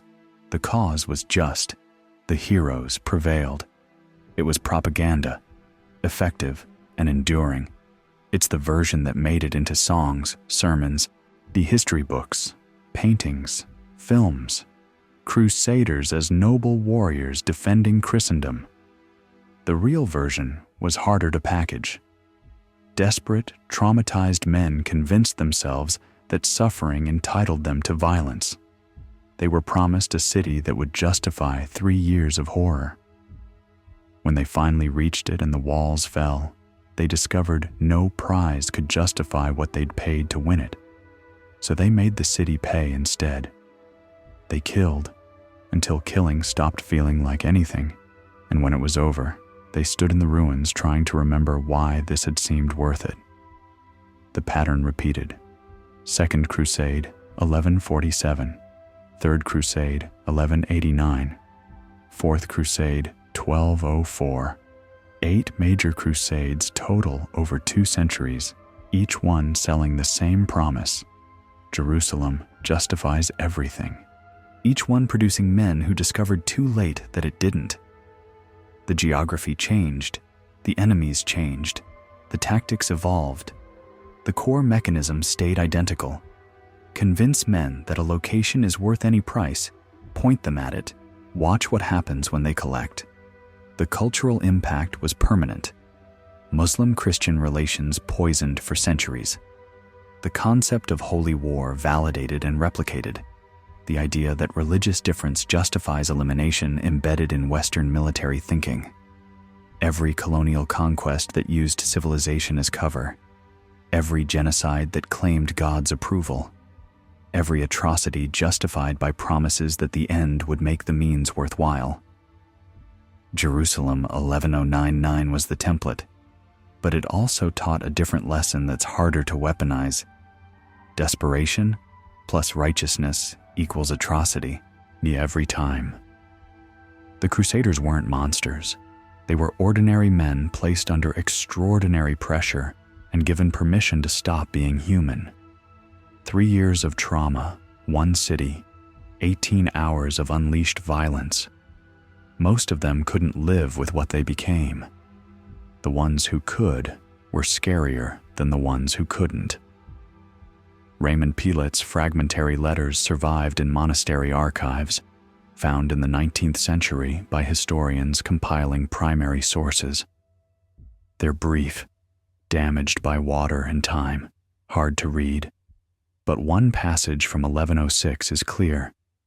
The city shone white in the sun. I remember that. I remember nothing else I wish to speak of. That's the real memorial. Not the churches built on bodies. Not the kingdoms carved from atrocity. not the glory narratives or the triumphant histories, just a man who saw Jerusalem, participated in its fall, and spent 15 years trying to forget what participating required. Modern Jerusalem still has scars from 11099 if you know where to look. Archaeological excavations find burn layers from Crusader fires, building foundations that show rapid reconstruction after destruction, mass graves that historians don't publicize because the political implications are explosive. The physical evidence is there. The city remembers even if the story prefers to forget. Every few years, someone proposes a Crusader memorial, celebrate the liberation of Jerusalem, honor the warriors who sacrificed, remember the triumph of faith. The proposals quietly die because you can't memorialize what happened in Jerusalem without admitting what happened in Jerusalem. The victory requires the massacre, and the glory requires the horror. You can't separate them. And modern sensibilities, at least officially, frown on celebrating genocide even when it's wrapped in religious language and committed by people we've been taught were heroes. The Crusader kingdom of Jerusalem lasted 88 years before Saladin retook it in 1187, short by kingdom standards. Long enough to embed the trauma in regional memory. The Crusader states in their entirety lasted almost 200 years before being systematically eliminated. Generations of people born into occupation, living under regimes founded on mass violence, watching their grandparents' killers become their grandchildren's rulers. The ripples from July 15, 1099 are still spreading. They'll keep spreading. Violence this concentrated doesn't dissipate. It compounds. Raymond Pilet got his salvation. He walked 2,000 miles, survived 3 years of hell, took Jerusalem, came home alive. The math says he won. He got everything he was promised: glory, land rights in the East, plenary indulgence, eternal salvation. The contract was fulfilled. It destroyed him anyway. Because the contract had fine print nobody read. The price wasn't 3 years of suffering.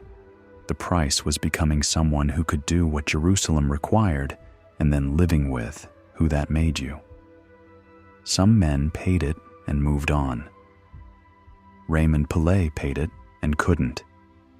He spent 15 years trying to wash blood off his hands that wasn't there anymore, trying to unhear screams that had stopped, trying to unsee things his brain had photographed in permanent detail. The monastery where he died still exists, now a tourist site with placards explaining medieval monastic life. No mention of Raymond Pilet.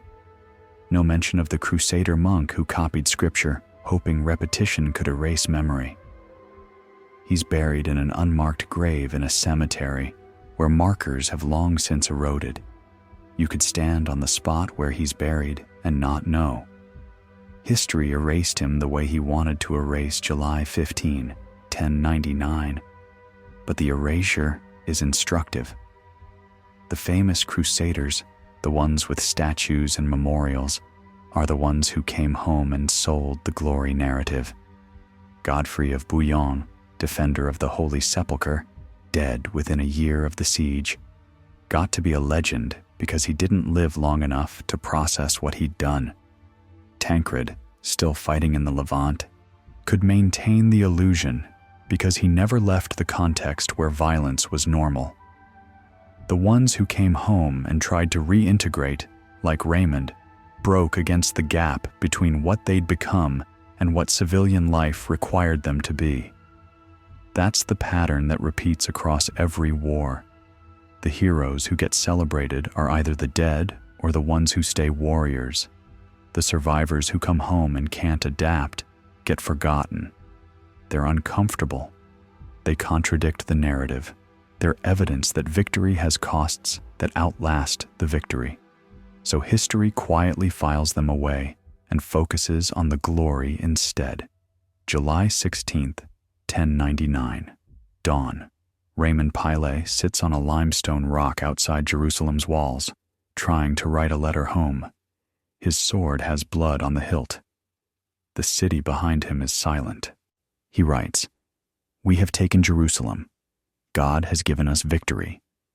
Stops, crosses it out, tries again, can't find words. They got everything they wanted, and it broke them. If you made it this far through one of the darkest chapters in Crusade history, drop a comment and tell me. Should we cover Saladin's recapture of Jerusalem 88 years later, where he made very different choices about what happens when cities fall? The contrast is instructive. Next week, we're looking at the siege of Constantinople during the Fourth Crusade, where Crusaders who were supposed to fight Muslims attacked Christians instead. History doesn't repeat. It just finds new ways to disappoint.